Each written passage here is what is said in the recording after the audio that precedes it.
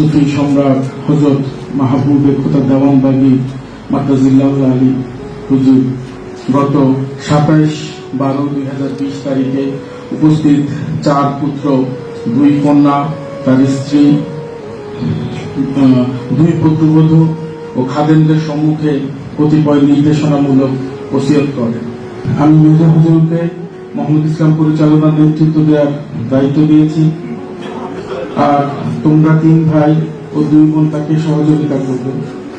কোনোভাবেই জাকেরদের কোনো কথা শুনে তোমরা কেউ কদরের সাথে কোনো বিরোধিতা করবে না।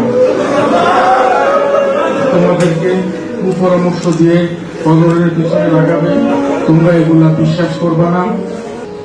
আমাদের তরিকা একটি সাজানো বাগান, আমি এটি জলে ভাসাইয়া দিব না। এই যুদ্ধে কদর যদি আমার পাশে না গাইয়ে আসতো তাহলে তোমাদের অস্তিত্ব থাকতো না।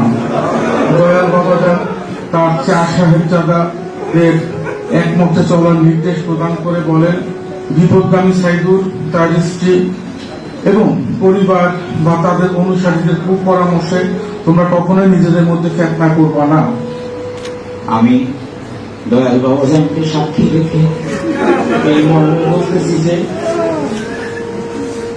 আমি আমার জীবনে শেষ মুহূর্ত পর্যন্ত বাবাজানের এই ওসিয়ত রক্ষা করার চেষ্টা করব।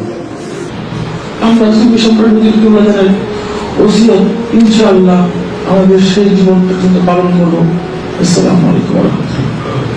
যদি আপনি আপনার মসজিদকে ভালোবেসে থাকেন, যদি আপনার অন্তরের ভিতরে সাদামানবাগীর মহব্বত থাকে, আজকে থেকে অঙ্গীকার করেন সাদামানবাগীর সাথে বাকি জীবন মসজিদের আদর্শে কায়েম থাকবো, মসজিদের চরিত্রে কায়েম থাকবো, মসজিদের ইচ্ছায় নিজেকে পরিচালিত করবো।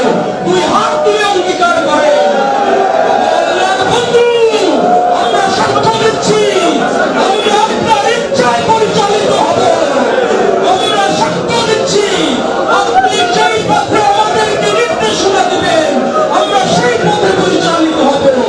আমরা আপনার গোলামীতে নিয়োজিত থাকবো। আপনি আমাদের অন্তরে বাস করবেন। অন্তরের মসজিদ কখনো মরতে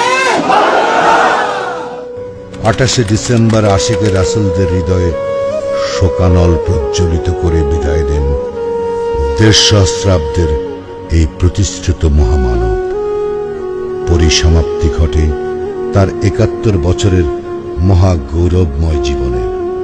29 ডিসেম্বর রাষ্ট্রীয় গার্ড অব অনারের মাধ্যমে এই বীর মুক্তিযোদ্ধাকে সমাহিত করা হয় ঢাকার মতিঝিলের বাবে মদিনা দেওয়ানবাগ শরীফে।